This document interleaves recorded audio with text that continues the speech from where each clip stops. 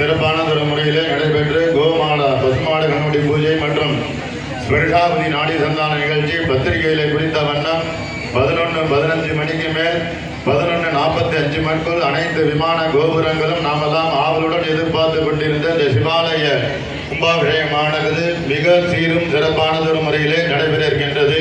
கும்பாபிஷேகம் முடித்த பிறகு அனைவருக்கும் விபூதி குங்கும பிரசாதம், கும்பாபிஷேக தீர்த்த பிரசாதம், தொடர்ந்து அறுசுவை அன்னதானமும் நாளை தினம் கிராமத்தின் சார்பாக ஏற்பாடு செய்யப்பட்டுள்ளது. அந்த அன்னதான நிகழ்ச்சியும் கலந்து கொண்டு இப்பொழுது 5ஆம் காலத்தினுடைய தீபாரணையானது நடைபெற இருக்கின்றது. யாகசாலைக்கு பின்னாடி இருக்கிறவங்கலாம் எல்லாரும் முன்னாடி வந்துடலாம். கிராமத்தில் இருக்கிறவங்க மாலை அணிந்தவர்கள் தாய்மார்கள் எல்லோரும் இங்கே யாகசாலைக்கு முன்னாடி வந்துருந்து தீபாவளி கொண்டு செல்லணும்.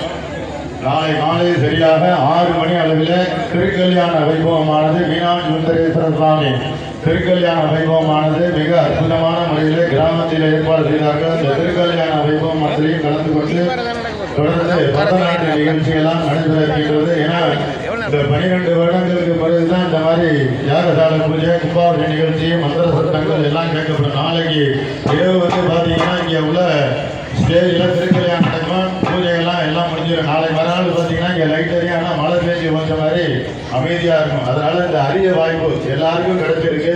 எல்லாருக்கும் இந்த பத்திரிகை அழைப்பு கிடைச்சிருக்கு. எல்லாரும் வரக்கூடிய சூழ்நிலைகள் காரணங்கள் நிறையா இருக்கலாம், ஆனால் வந்திருக்கிறவங்க எல்லாரும் அந்த சிவபெருமான் கொடுத்த ஒரு பெரிய வரம். அதனால வந்திருக்கக்கூடிய சிவபெருமானுடைய திருவரும் நமக்கெல்லாம் பரிபூர்ணமாக கிடைக்க வேண்டும்.